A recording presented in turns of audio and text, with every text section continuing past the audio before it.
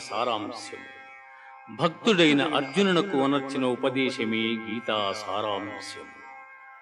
భారత యుద్ధము జరగరాదని సర్వవిధములా భగవానుడు ప్రయత్నించెను. కాని ఆ మహానుభావుని ప్రయత్నములు వ్యర్థములాయెను. అటు పిమ్మట శ్రీకృష్ణుడు పార్థునకు సారథి అయి నిలిచెను.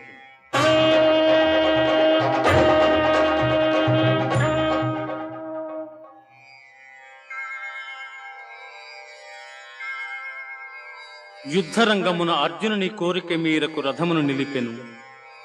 అర్జునుడు ఉభయ సైన్యములలో గల తండ్రులను, గురువులను, మేనమామలను, సోదరులను, మనుమలను, మిత్రులను చూచి హృదయము ద్రవించి